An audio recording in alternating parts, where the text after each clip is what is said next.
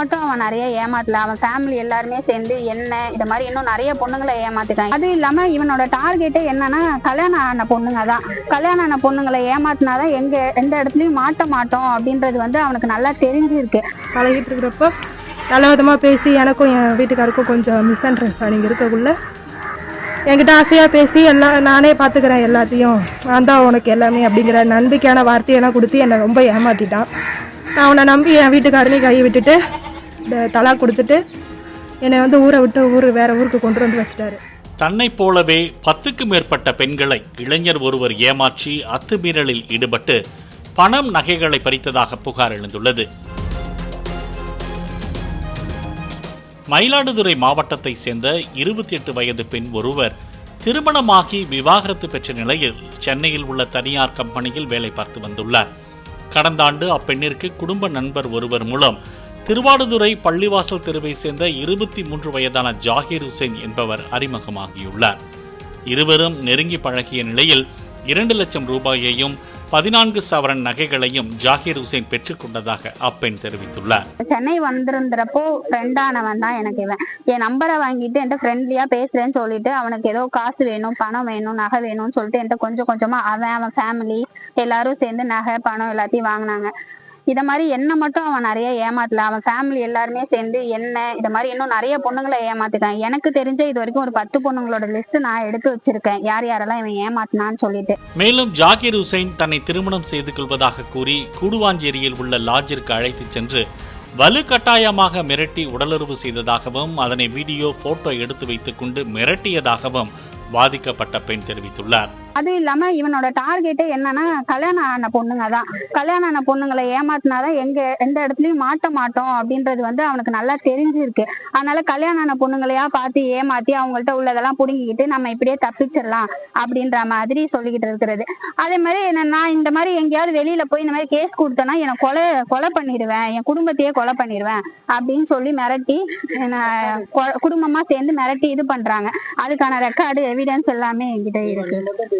பாதிக்கப்பட்ட பெண் கர்ப்பமானதாகவும் ஜாகிர் ஹுசைனின் குடும்பத்தினர் வலுக்கட்டாயமாக மாத்திரை போட வைத்து கருக்கலைப்பு செய்ததாகவும் புகாரில் குறிப்பிட்டுள்ளார். நடந்ததையெல்லாம் வெளியே சொன்னால் கொலை செய்து விடுவதாகவும் தான் உன்னை மட்டும் ஏமாற்றவில்லை, பல பெண்களை ஏமாற்றியதாக ஜாகிர் ஹுசைன் பேசியதாக ஆடியோவையும் அப்பெண் போலீசாரிடம் ஒப்படைத்துள்ளார்.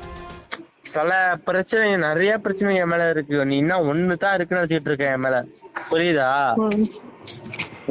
நேமரி என்கிட்ட எத்தனை பிரச்சனை இருக்குன்னு தெரியாது, ஓகேவா?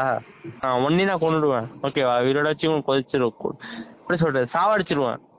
மேலும் திருமணமான உறவினர் பெண் ஒருவரிடம் ஆறுதல் வார்த்தை கூறி திருமணம் செய்து கொள்வதாக நம்ப வைத்ததால் அப்பெண் கணவரை பிரிந்ததாகவும் தெரிவித்துள்ளார். நகை பத்திரத்தை ஜாகிர் ஹுசைனின் குடும்பத்தினர் பறித்துக் கொண்டதாகவும் தெரிவித்துள்ளார்.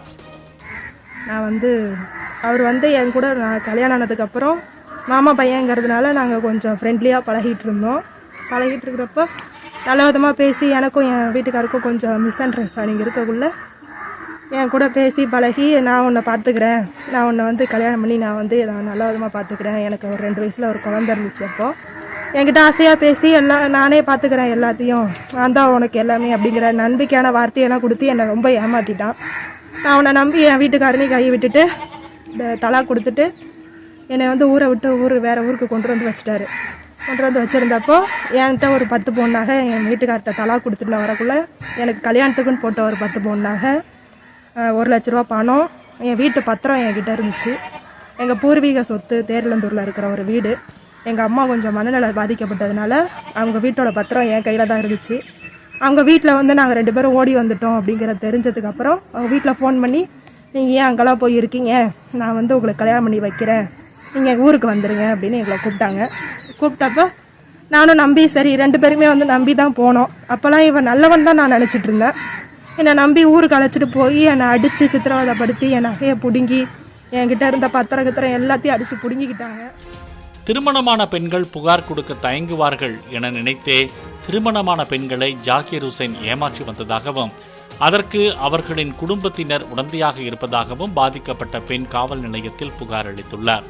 போலீசார் ஜாகிர் ஹுசைன் மீது வழக்கு பதிவு செய்யாமல் புகார் அளிக்க வந்த பெண் மீது குற்றம் சாட்டியதாக மார்க்சிஸ்ட் கம்யூனிஸ்ட் கட்சி மற்றும் மனிதநேய மக்கள் கட்சி நிர்வாகிகள் 30க்கும் மேற்பட்டோர் காவல் நிலையம் வாசலிலேயே போலீசாரை கண்டித்து ஆர்ப்பாட்டத்தில் ஈடுபட்டனர்.